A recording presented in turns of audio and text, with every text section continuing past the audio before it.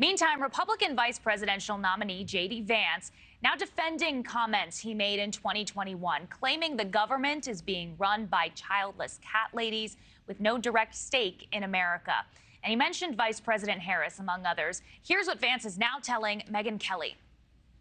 It's not a criticism of people who don't have children. I explicitly said in my remarks, despite the fact the media has lied about this, that this is not about criticizing people who, for various reasons, didn't have kids.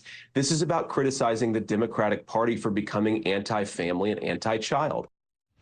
And take a look at this. Vance, he's been facing a slew of negative headlines in recent days, some suggesting that Republicans are reportedly souring on him to downright bizarre accusations about his past that turned out to be false.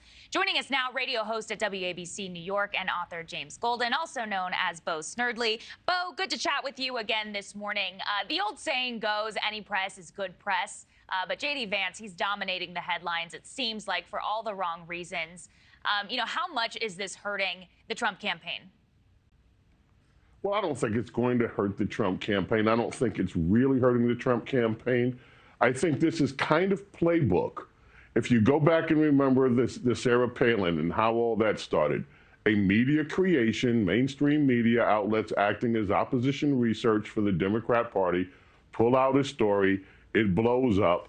Now, here's the thing. Republicans ought to realize that this is pretty much playbook. You've got a guy running for vice president. You have a woman who is the vice president, who's now being elevated without any votes from her party to become the president of the United States, and she has a track record. So Republicans should not get squeamish, calm down, everything is going to be fine. The top of the ticket is Donald Trump. That's who people are voting for. J.D. Vance is going to be fine. Take a chill pill on this. There will be a lot more news generated in the next 99 days.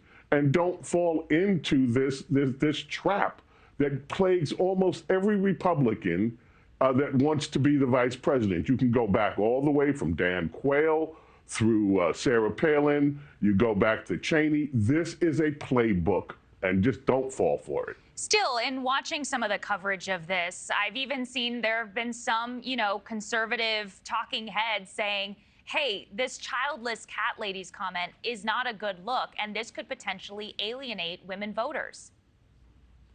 And you will always look, and J.D. Vance has explained it. You know what else is not a good look?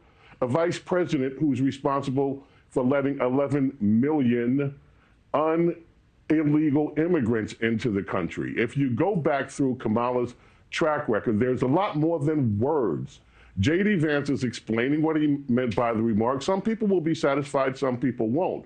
But the thing to acknowledge, at least if you're a Republican, is that there's a real track record with the current vice president that they should be focused on instead of giving into self-doubt about their own candidate. Bo, if I can here really quickly, too, because I'm running out of time. So a quick answer from you, because we're hearing rumors that the Republican Party, the Trump campaign, is souring to J.D. Vance, rumors that they might be looking at somebody else. Any truth to that?